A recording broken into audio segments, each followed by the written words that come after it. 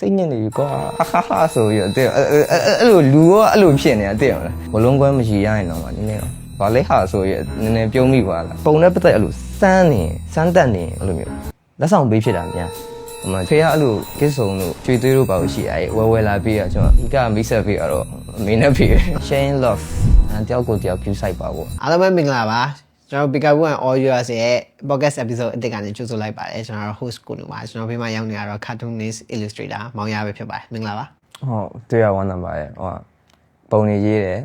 တရုတ်ပေါ်ပုံနေရေးကာတွန်းနေရေးမောင်ရပါဟုတ်ကဲ့ okay မောင်ရကျွန်တော်လည်းမခင်းဘူးเนาะဒါပေမဲ့မောင်ရရဲ့ works တွေတော့မြေမူးစားရှိရပါတော့အဲ့တော့လောစင်တလုံးမှာဘာလုပ်နေလဲ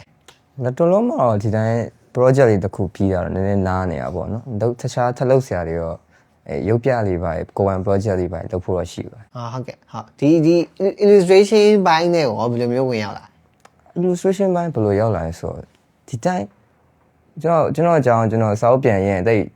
စိတ်ဝင်စားဖို့ကောင်းတယ်ဒီတိုင်းရောက်လာဟုတ်ပြောရမလို့ပဲဖြစ်ဒီတိုင်းအရင်ပုံလေးတွေပါဆွဲပြီးတော့အဲ့လို line မော်တွေပါတင်တာပေါ့ online Facebook ဆိုတော့တင်ပြီးတော့အဲ့လို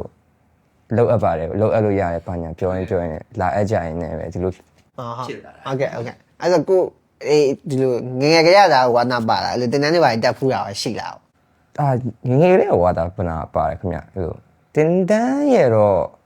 မတက်ဘူးဒါပေမဲ့ဟိုတင်ပေးရဆရာတွေကတော့များဟုတ်ကဲ့ဟုတ်အဲ့ဆိုဒီကိုစလုပ်တော့အဲ့လိုကို inspire ဖြစ်ရတဲ့လူတွေရှိလားဘယ်လိုလူမျိုးတွေကိုဟိုအားကြပြီးတော့ဒီလိုမျိုးဆွဲပစ်တာလဲဒါမှမဟုတ်ကိုက purely illustration ကိုငယ်ငယ်ရသဘောကျပြီးတော့ဆွဲလာတာသဘောကျတဲ့လူတွေကတော့အများကြီးပဲဟိုမြန်မာမှာအဲ့လိုကဘာပေါ်မှာပေါ့အဲ့လိုတကယ်ပုံဆွဲခြင်းတယ်လို့ပြောရဆိုရင်တော့ကျွန်တော်ကဒီအရင်ဒီလဲ line ကိုအရင်ရောက်လာရုပ်ပြရေးခြင်းလို့ရောက်လာ illustrator ဆိုတာထက်ဗျာရုပ်ပြရေးမှဆိုရအဲ့လိုဂျပန်မန်ဂါတွေပြောရမှာအဲ့ One Piece တို့Naruto တို့ပါတော့ပေါ့အဲ့တော့ငယ်တော့အဲ့သူတို့အရန်ဖတ်တယ်ရန်ကြက်တယ်ရန်ဖတ်တော့အဲ့လိုအားလေဒီလိုရေးခြင်းတယ်ဆိုပြီးတော့ဒီလိုရောက်လာသူပေါ်သူကအဲ့လိုဒီ line ကိုရောက်အောင်တော့သူရဲ့ inspire ကတော်ပါတယ်ပေါ့ဟုတ်ကဲ့အဲ့တော့ကိုကဒီ illustration တစ်ခုလုပ်တော့မယ်ဆိုရင်အဲ့လို idea ဘယ်လို spark ဖြစ်လဲအဲ့လို story တစ်ခုကနေလာဒါမှမဟုတ်အဲ့လိုကိုခေါင်းထဲမှာ visual တစ်ခုကနေလာဘယ်လိုမျိုးလုပ်လဲအများစုကတော့အဲ့ story ကနေပဲလာတာအများတယ်ကျွန်တော်အဲ့လိုပြောချင်တဲ့ဇာတ်လမ်းတွေပါအဲ့လိုပေါ်လာတာပေါ့တခါလေကြောက်လဲဟိုရုပ်ပုံတစ်ခုက vision တစ်ခုကကောက်ပေါ်လာပြီအဲ့ vision နဲ့ like မဲ့ story ကိုပြောင်းဆွဲလိုက်တာမျိုးလို့ရှိတယ်အများစုကတော့ story ကရင်စားမောင်ရဲ့အဲ့ illustration style ဆိုရင်ဘယ်လိုသတ်မှတ်မလဲကို illustration style တစ်ခုလို့သတ်မှတ်ကျွန်တော်ဒီထားမိရဆိုမှအဲ့ဒီWhatsApp နှလုံးပေါက်ကိုအသေးပုံလေးနဲ့ရေးရပါအဲ့မျိုးဆိုမောင်ရောမှာလည်းတွေ့ရတယ်အဲ့လိုတတိထားမိလားဆိုကျွန်တော်အနေနဲ့ဆိုအဲ့လေးသဘောကျတယ်အဲ့လိုကိုအနေနဲ့ဆိုရင်ကို style ကိုဘယ်လိုမျိုးသတ်မှတ်မလဲကျွန်တော် style ကျွန်တော်ကချစ်တဲ့ style ထင်တာပဲဒီလိုပြောအောင်အဲ့လိုနည်းအကြည်တက်လေးပေါ့အကြည်တက်လေးအဲ့လိုပေးချင်တာအဲ့လိုစိတ်ညစ်စရာကောင်းတဲ့အကြောင်းရင်းရင်တော့မှနည်းနည်းတော့ရှီရမယ်ပေါ့အဲ့လိုမျိုးစိတ်ထားပြီးတော့ရှိတော့အဲ့လိုနေချစ်တတ်တဲ့ style တော့ဟုတ်ရအောင်ချင်းဟုတ်ကဲ့အဲ့လိုလေးလည်းတွေ့အဲ့ cute ဖြစ်ပြီးတော့ဟိုဖြစ်တဲ့အဲ့လိုအကြည်တက်ရတဲ့ဟာလေးပေါ့နော်အဲ့ဒါကို target တဲ့ audience ဆိုရင်ရောဘယ်လိုလူမျိုးအဓိကထားပြီးတော့ရေးပြတယ်အမ comment တစ်ခုရေးရပဲဖြစ်အဲ့လိုတကွာစာရေးရပဲဖြစ်ပေါ့နော်ဒီ client commission ဘာညာတော့ထားပါတော့အဲ့ဒါလိုဟာဖြစ်တာဆိုကိုအနေနဲ့လုပ်လိုက်တဲ့ဟာဆိုရင်ဘယ်လိုမျိုးလူတွေကို target ထားလဲ audience အနေနဲ့ရှင်းတဲ့လူတွေပါအဓိကထားတော့ဟိုပေါ့လူငယ်နဲ့လူလက်ပိုင်းနေများမယ်ထင်တယ်ခင်ဗျအဲ့လိုကိုကျွန်တော်ရေးတဲ့ဟာအများစုကအဲ့လိုကျွန်တော်ဖြစ်နေတာအများတော့ဗျာကျွန်တော်နဲ့ relate လုပ်လို့ရမယ်သူကလောလောဆယ်အဲ့ကျွန်တော်အသက်သိက25ဆိုတော့အဲ့ပတ်ဝန်းကျင်ပေါ့အဲ့ပတ်ဝန်းကျင်ဆိုတော့18ကနေအဲ့လို30ကျော်လူလက်ပိုင်းရွယ်အထိတော့ကျွန်တော် target အဲ့ဒါဖြစ်မှထင်တယ်ဒီ illustrator တယောက်အနေနဲ့ daily routine ဆိုရင်ရောဘယ်လိုပါရှိမလဲ daily routine ဆိုပုံသေးတော့မရှိဘူးကျွန်တော်စီမှာရအဲ့လိုဘယ်လိုပြောရလဲကျွန်တော်ရှားမဲ့ idea တွေကအမြဲတမ်းလိုရနေရဗျာအဲ့လိုဥပမာဒီအပင်နဲ့ပတ်သက်ပြီးခုနကရဆိုရင်ကျွန်တော်အစဒီညီမကခုနအောက်ကနေအပင်ယူလာတယ်လေကျွန်တော်ထင်တာပန်းမတတိလေးဒီလိုမှလာတင်မြန်လို့ထင်တာဒါပေမဲ့တော့ဒီလိုတဲ့လို့တဲ့ကျူလာချတာအားရဒါကြီးကငါပုံဆွဲမယ်ဆိုရင်ဘယ်လိုရင်းကောင်းလဲဆိုအဲ့လိုမျိုးတွေးနေရမျိုးပေါ့ဗျအဲ့လိုအမြဲတမ်းတော့ရောက်နေတာပေါ့ဘယ်ချိန်ဘယ်လိုစဉ်းစားရလဲဘာလို့တော့မရှိဟုတ်ကဲ့ အဲ့လို daily ကြုံတွေ့နေရတဲ့အားလုံးကလည်း inspiration လို့ဖြစ်နေတာပေါ့နော် အဲ့လိုဖြစ်နေ ဟုတ်အဲ့လိုဆိုတော့ကြတော့ကိုကြုံတွေ့ရတဲ့အဲ့လို daily inspiration တွေပေါ့နော်အဲ့ဒါတွေကိုရောဒီကိုရဲ့ကို illustrate လုပ်လိုက်တဲ့တဲမှာဘယ်လောက်ထိ apply လုပ်ဖြစ်လဲ မရှိဘူးဆိုရင်တော့80 90လောက်တောင်ရှိမှထင်တယ်မရှိဘူးဆိုရင်တော့မဟုတ်တော်တော်တရားကန်လုံးနီးပါးလောက်ဖြစ်နေရပါပဲ80 90လောက်ကျန်တာကတော့နည်းနည်းသူများရဲ့အတွေ့အကြုံတွေကိုပြန်ရေးပြရအောင်ဘာလို့အဲ့လိုမျိုးရှိရပါတော့အများလုံးတော်တော်များပါပဲအဲ့ကွာ originally အဲ့လို comic artist ဖြစ်နေတာဆိုတော့အဲ့လို comic နဲ့ပတ်သက်ပြီးတော့ဘာကြီးလောက်ထားရှိတယ်ဥပမာမောင်ရဲ့ character တခုတိဆောက်ထားတာပါအဲ့လိုရောရှိလားဟုတ်ရှိရcomic စာဒီလောက်ကြရရုပ်ချရေးမှဆိုလို့ရုပ် Facebook မှာလေကျွန်တော်အဲ့လိုအရင်တော့ရှိရအဲ့တော့ page group နာမည်မေးပါတော့အဲ့လိုအရင်တော့ရုပ်ပြတွေဝိုင်းတင်ကြတဲ့ group လေးရှိရဗျာအဲ့မှာကျွန်တော် Pink Ninja ဆိုပြီးတော့အဲ့လိုမျိုးcomic ဇာတ်ကောင်လေးကျွန်တော်ရေးတာရှိရအဲ့ကလေးကမရေးပြတော့ကြာပြီဒါပေမဲ့အဲ့လိုပြန်ရေးversion အသစ်နေနဲ့ပြန်လုပ်တာရပါလို့ရှိရနော်အဲ့ကလေးကဟော Pink Ninja ပန်းအောင် Ninja လေးပေါ့အဲ့လို excellent လေးကိုရှိတယ်ဟုတ်အဲ့ Pink Ninja နဲ့ပတ်သက်ပြီးတော့နည်းနည်း elaborate လုပ်ပေးပါ Pink Ninja အဲ့လိုဘယ်လို base လုပ်တဲ့ဇာတ်လမ်းမျိုးလဲဥပမာ Pink Ninja ရဲ့impact သူဘယ်လောက်ထိရောက်ခဲ့လဲပေါ့နော်ဘာလို့လို့ရက်တက်သွားတာလဲဆက်လုပ်ဖို့ဘာရှိလဲပေါ့ဒီသူ့အစားလုပ်ဖြစ်တာကျွန်တော်အဲ့လိုပုတ်ကြရရှောက်တွေ့တာများတယ်ကျွန်တော်အဲ့လိုလမ်းသွားရင်းနဲ့ကျွန်တော်စပိန်လေးစီလမ်းသွားရင်းနဲ့ရှေ့ရတက်စီပဲဖြောက်ရတက်စီဘောကလူရငါ့ကိုညီလေးကားငှားမလို့လားဆိုလှမ်းပြောရင်ရီရမယ်ထင်တယ်ဆိုပြီးအဲ့လိုရှောက်တွေ့တာပဲအဲ့လိုမျိုးအဲ့လိုပဲနင်ဂျာဗျာနင်ဂျာဆိုတာအမှောင်ထဲမှာလှူရှားတဲ့ကောင်မှောင်ထဲမှာလှူရှားတဲ့ကောင်ကအပန်းရောင်ဝတ်ထားတယ်အပန်းရောင်ဝတ်ထားတာဆိုကြောင်တော်ကြီးနေမှာဆိုရီရမယ်ထင်တယ်ဆိုပြီးအဲ့လိုရှောက်သွင်းတဲ့စက်ကောင်ပေါ်လာတော့နော်သူကparody ပုံစံမျိုးဖြစ်မယ်ထင်တယ်အဲ့လိုမျိုး live လူတွေ live ပြောင်းနေတာအဲ့လိုမျိုးအဲ့လိုသဘောမျိုးသူကအတိတ်မရှိကနင်ဂျာလေးဖြစ်တယ်အပန်းရောင်ကြီးစဉ်းစားကြည့်ရန်သူနဲ့တိုက်မယ်ဆိုအမှောင်ထဲမှာအပန်းရောင်ကြီးထင်းထင်းဆိုရင်သူ့လိုရန်သူကတွေ့ပါမှာပဲနည်း comedy ဘက်သွားတာဟာလေးပေါ့အဲ့လိုဘာလို့ရက်တန်သွားလဲဆိုတော့ဒီကကျွန်တော်ဆက်ပြောက်သွားလဲပါသေးရဲ့အဲ့ကျွန်တော်စလုပ်တော့က2019-18လောက်ဖြစ်မယ်အဲ့ဇက်ကောင်စလုပ်တော့လေကျွန်တော်မှဇက်တိုင်းမလုပ်ဖြစ်သွားဘူးနည်းကျွန်တော်ပုံမဆွဲပဲနဲ့နားဝရတာပဲရှိသေးတယ်ဒါပေမဲ့အဲ့16လောက်ကမှပြန်လုပ်ဖြစ်တယ်16လောက်ကလုပ်ပြီးတော့20မှာထပ်နာသွားပြီးတော့21ကျမှတကယ်ပြန်လုပ်ဖြစ်တယ်အဲ့ကျမှခွေးဇက်ကောင်ပြန်ပြီးတော့ဖတ်တဲ့လူကနည်းနည်းစိမ့်သွားပြန်စိမ့်သွားတော့ပေါ့နော်အဲ့ဒါကြောင့်ဒီချားထဲမှာနည်းနည်းဆက်ပြောက်သွားမနစ်ကတော့အဲ့ဒါကိုပြန်ပြီးတော့ဆွဲထားအစ်စ်ဆွဲထားရှိတယ်နောက်ပိုင်းလဲဆွဲဖြစ်ဖို့တော့ရှိတယ်နည်းနည်းခုတော့အလုတ်မအားတာတော့ပါလို့အဲ့ဘက်တိတ်မလှဲဖြစ်သေးတာအိစကောင်နည်းနည်းရက်နေဟုတ်ကဲ့အဲ့ခုစကားပဲပြောကြည့်တော့အဲ့လိုကိုယ်တိုင်ဆိုလဲ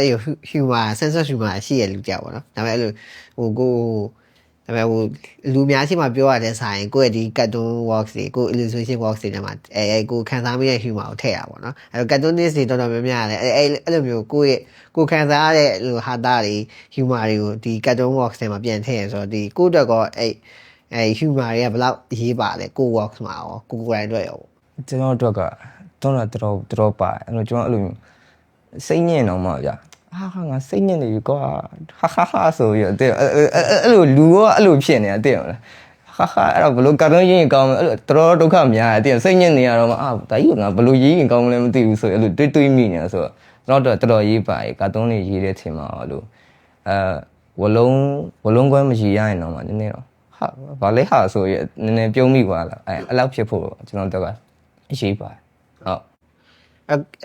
တော်များကတ်တုံးတွေပါဆိုရင်အဲ့လိုပန်နယ်တစ်ခုထဲမှာတော့အဲ့လိုဒါမှမဟုတ်အဲ့လိုတကွက်စာလေးမှာတော့အဲ့လိုကတ်တုံးတွေအဲ့လိုဆွဲကြရပေါ့နော်အဲ့တော့ကိုအနေနဲ့ဆိုရင်လည်းဒီကိုပြောချင်တဲ့အဲ့လို story တစ်ခုလုံးကိုဒီလိုမျိုးတကွက်စာလေးတမျက်နှာစာလေးပန်နယ်တစ်ခုစာလေးမှာပြောရတဲ့အတွက်အခက်အခဲရှိလားပေါ့နော်အခက်အခဲမရှိဘူးဆိုရင်လည်းဘယ်လိုမျိုးပြောပြဖြစ်လဲခက်ခဲရှိလားဒါကျွန်တော်များကာတွန်းဆရာဆိုကာတွန်းဖတ်တာများတော့တိတ်အခက်ခဲတော့မရှိဘူးပေါ့မရှိဘူးဆိုတော့ဘလို့ရေးရမယ်ဆိုတာမျိုးလေအဲ့လိုတွေးရတော့မရှိဘူးဒီတိုင်းကိုဘာပြောချင်လဲပေါ့အဓိကပြောချင်တဲ့အရာဘာဖြစ်မလဲဒီတပင်ဆိုရင်ခုနတပင်နဲ့ပတ်သက်ဘလို့ရေးမလဲပေါ့ခုနဆိုရင်အရင်ဆုံး ဒိန်းလို့ပေါ်သွားတာသူညီမကခုနကဒီလိုမတယ်မနိုင်ဘူးဒီလိုအဲ့လိုမအဲ့ပုံတကွက်ထဲမှာပြမယ်ဆိုအဲ့ပုံအရင်ဆွဲလိုက်မယ်ပြောတယ်ပြီးရင်သူဘာဖြစ်လို့ဒီဘက်ကဇက်ကောင်ကဘာလို့အံ့ဩရလဲဆိုတာလေးနဲ့အဲ့လိုအဲ့ဒါကိုအရင်ပြလိုက်ပြီးတော့အဲ့လိုမျိုးဆက်ပြီးတော့တွေးမိရပါအဲ့လိုမျိုးချင်းကပ်ရတာပေါ့အဲ့တော့ကိုယ့်ရဲ့ character တွေကရောဟိုဒီအပြင်လောကလူတွေနဲ့ဟို reflect ဖြစ်တဲ့ character ဒါမှမဟုတ်အပြင်လောကလူကို inspire လုပ်ပြီးတော့ဆွဲထားတဲ့ character လားဒါမှမဟုတ် purely fiction နဲ့ပေါ့နော်ကိုကောင်းနေမှာပဲရှိတဲ့ character အများလားဘယ်လို character မျိုးများလဲအဲ့အားကြောင့်ရောနေတာအပြင်မှာရှိတဲ့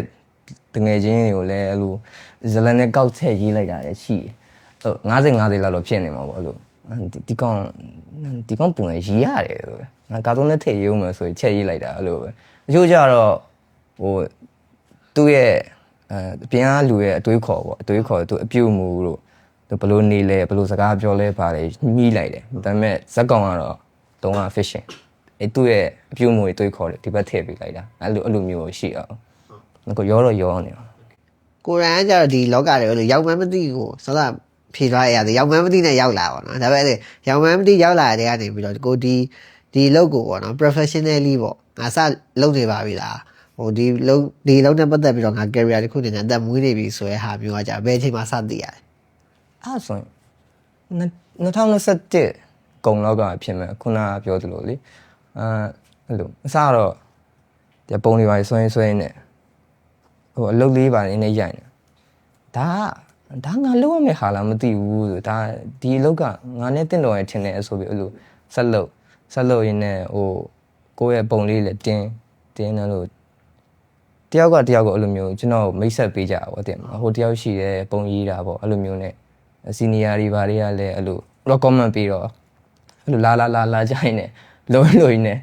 ဟောငါဒါလုပ်နေရပါလားဆိုပြီးပြောဟာတော်များများလည်းအဲ့လိုတချို့လည်းအဲ့လိုခံစားပြီးပါတယ်ကိုအစားပိုင်းတော့လုံနေတာပဲပေါ့နော်ဒါပေမဲ့လုံနေမှလည်းလုံတယ်လည်းလုံနေဒါပေမဲ့အဲ့လို realization ကမရှိဘူးနော်အဲ့လိုအချိန်တစ်ခုကြာတော့မှဒါငါနဲ့ကိုက်ဟိုကီးကိုက်တာထားပါလားပေါ့နော်အဲ့ငါအတွက်ဟို career တစ်ခုအနေနဲ့ဟို financially ရောရနိုင်တာထားပါလားငါလည်းပျော်တာလည်းထားပါလားဆိုပြီးတော့မှထဲဝင်လှုပ်ဖြစ်သွားတဲ့လူတွေလည်းရှိရပေါ့နော်အဲ့ကြကိုအနေနဲ့ဆိုရင်တကယ်လို့ဒီ career တစ်ခု illustration cartoonist career တစ်ခုအဲ့လို pursue မလုပ်ဖြစ်ဘူးဆိုရင်တခြားဘာများဖြစ်နေလောက်မလဲဘယ်လိုထင်လဲကောင်းလူထားပေါ့ art form နဲ့ပဲဆိုရင်တော့ art form နဲ့ပဲဆက်လုပ်ဖြစ်မှန်းစာရေးရဲ့လူဖြစ်မယ်ထင်တာကျွန်တော်လည်းဇလန်းကြီးပြောပြတာဟိုဒါဆိုရင်လည်း illustration တို့ cartoon တို့ဆိုတာလေ storytelling ပဲလေ visual နဲ့ story ပြတာဆိုတော့ကျွန်တော် visual နဲ့မပြအောင်ဆိုရင်အဲ့လိုစာနဲ့ပြမယ်ထင်တယ်အရင်ကပြောတယ်ရုပ်ပြလုပ်ရှင်တဲ့လူဆိုတော့ငယ်ကလေးကအဲ့လိုကျောင်းမှာရောစာရေးတာရှိတယ်ဝတ္ထုစာရေးတာရှိတယ်အဲ့လိုစာရွက်တွေဖြုတ်ပြီးတော့ဖြုတ်ရေးတာရှိအဲ့လို script လို့ဘာလို့တော့မဟုတ်ဘူးဗျကလေးဆိုတော့ရတည်ရမလို့တောင်ချစ်လိုက်မြောက်ချစ်လိုက်စာရေးတယ်ဒါပေမဲ့အဲ့တိုင်းသာစာရေးခဲ့ရင်တော့ကျွန်တော်စာရေးတာဖြစ်နေအောင်ဟုတ်အဲ့ဒီကိုကငယ်ကလေးကထားတွေကိုဟိုဖြစ်တယ်ပေါ့နော်အဲ့ဆိုရင်ကိုရဲ့ဟို locally ဒါမှမဟုတ် internationally မှာ inspire ဖြစ်တဲ့ artist တွေအတူလဲပေါ့ဒါနောက်တစ်ခုမေးချင်တာကြတော့ဒီကိုဒီစာရေးရာတွေအဲ့လို comic တွေစသဖြင့်အရာတွေကိုစတဲ့မိတ်ဆက်ပေးခဲ့တာဘယ်လိုဖြစ်မလဲကိုမိဘရလားဒါမှမဟုတ် siblings တွေလားဘယ်လိုလူတွေကစမိတ်ဆက်ပေးခဲ့လဲမိဘတွေပဲဖြစ်မယ်သူတို့လို့ဆိုတာငယ်ကဖေကအဲ့လို channel လေးရှိတယ်ရင်တော့ကာတွန်း channel လေးအဲ့ကစ်စုံတို့ရွှေသွေးတို့ပါလို့ရှိအဲ့ဝယ်လာပြီးတော့ကျွန်တော်အဲ့လိုသူဝယ်လာနေဆိုရင်ဖတ်ပြီလေဆိုရင်ဖတ်လာ channel လေးဖတ်ပြီးတော့မိုက်တယ်ပေါ့တဲ့မိုက်ရေစလားမိုက်တယ်ပေါ့ဘယ်လိုလုပ်ထားလဲအဲ့လိုမျိုးတီးကျင်လာနောက်မှတီးကျင်လာရင်ကိုယ့်အကိုလည်းလှုပ်ချင်တာကျောင်းမှာလည်းအဲ့လိုဇာတ်တွေဖြုတ်ပြီးတော့ရုပ်ပြလေး channel လေးကိုယ့်အကိုရှောက်လို့တကယ်ချင်းနေပြအောင်ဖတ်သွားလို့ဒီဘက်ရေးထားတာထားတာပြီးတော့တကယ်ချင်းတွေအဲ့လိုလိုက်ရေးရတယ်ရှိတယ်သူတို့ကလည်းပြန်ရေးအောင်ကျွန်တော်ဒီမှာငါရေးထားတာဟာရေးထားပြန်ဆိုအဲ့လိုဖတ်ကြရှိတယ်အဲ့လိုကိုရုပ်ရှင်အရင်က TV တွေဘာတွေကသူအမေကအဲ့တုန်းကသူတို့က fight တော့ဝလာဘာလားမသိဒီလိုဝယ်ပေးတာရှိရထင်တယ်အဲ့တုန်းကကာတွန်းကားလေးလာတော့ကြည့်ရော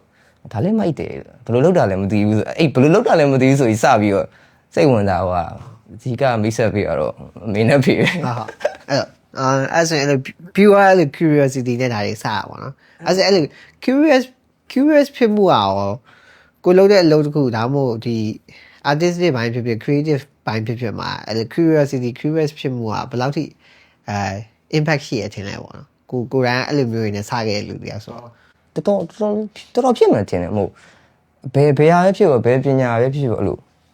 စတိကျင်တာနေစမတင်တာပဲကျွန်တော်အဲ့လိုရုပ်ရှင်ရိုက်မယ်ဆိုလဲဓာတ်ကမိုက်တယ်ဟာဘယ်နာမှရိုက်ထားလဲမသိဘူးဘာသုံးလိုက်တာလဲမသိဘူးဘာလို့သုံးပြီးတော့ဘလို့ပြောလိုက်လို့ဒီမင်းသားကဘလို့တရုပ်ဆောင်လိုက်တယ်မသိဘူးအဲ့လိုစိတ်ဝင်စားပြီးတော့တကယ် curious ဖြစ်မှဒါ curious ဖြစ်တဲ့အဆင့်မှာတကယ်လိုက်လို့ကြည့်မှနောက်ဆက်တွဲတွေဖြစ်လာမှာဆိုတော့အဲ့စိတ်ဝင်စားမှုနဲ့ကိုဘယ်လောက်ထိစိတ်ဝင်စားလဲနဲ့ကိုဘယ်လောက်ထိ curious ဖြစ်လဲဆိုတာတော်တော်အရေးကြီးတယ်ကျွန်တော်တော့ကတော့ပေါ့နော်တော်တော်အရေးကြီးကိုယ်တိုင်ကလည်းအဲ့လိုဘာလေးလဲမသိဘူးဆိုပြီးဖြစ်လာဆိုတော့ဟုတ်ပါကျွန်တော်ဆိုလည်း curiosity ကတားကြီးကျွန်တော်ဆိုလည်း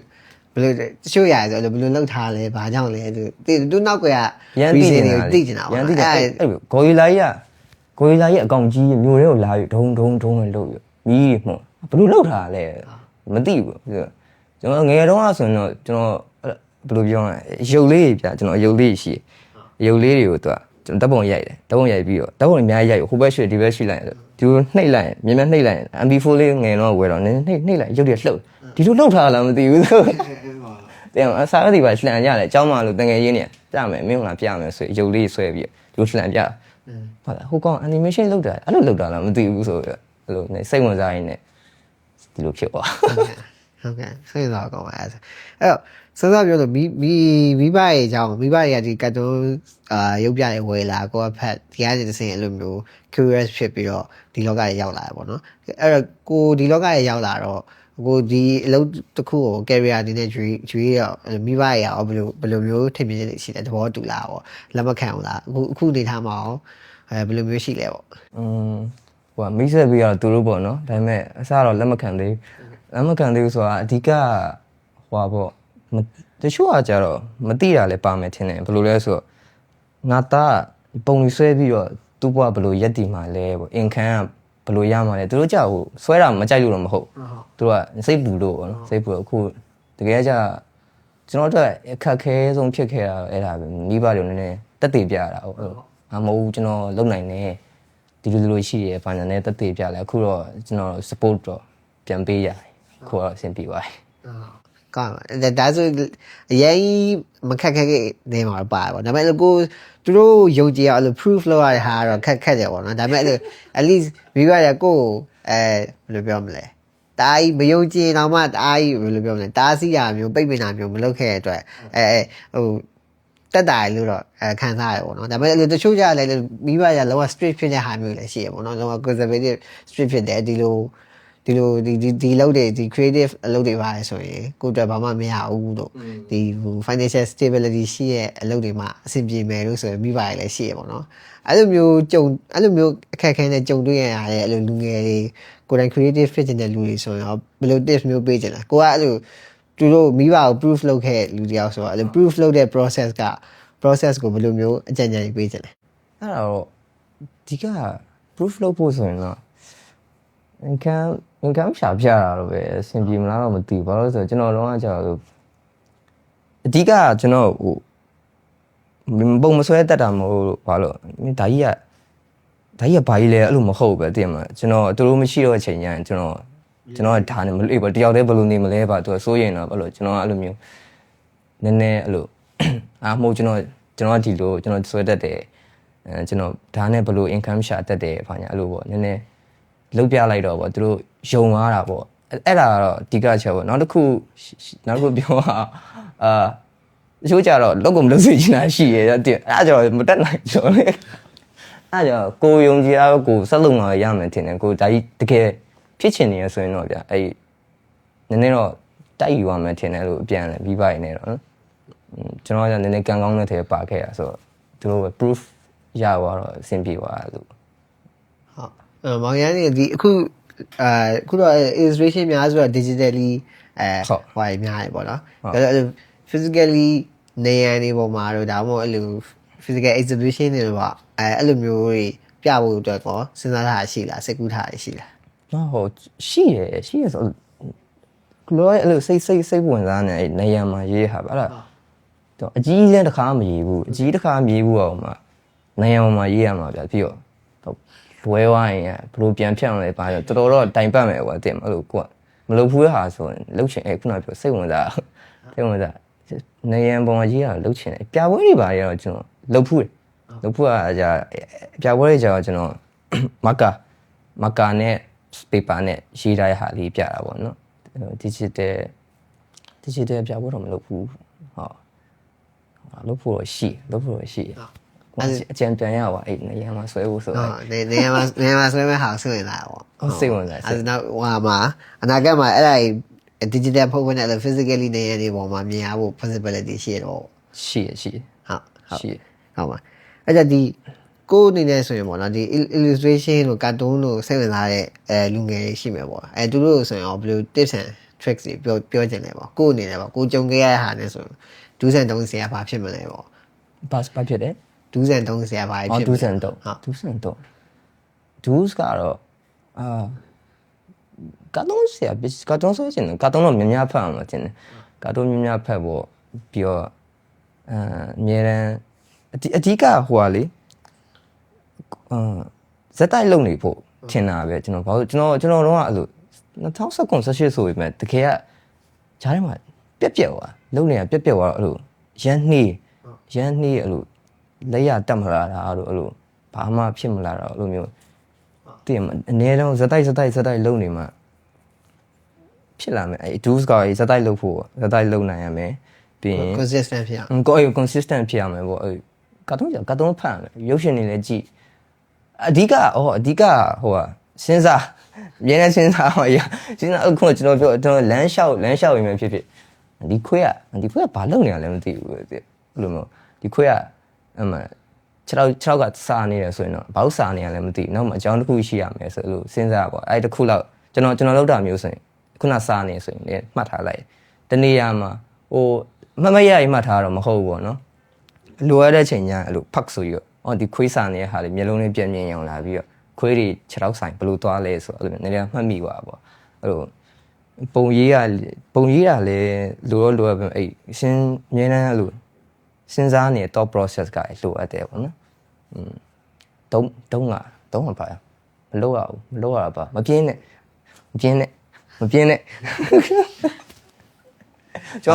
ကျွန်တော်အရင်ပြင်းလို့ကျွန်တော်ပြင်းတာမကောင်းကျွန်တော်သိမပြင်းနဲ့လို့ဟုတ်ကဲ့ဟုတ်လားနောက်တစ်ခုကဒီ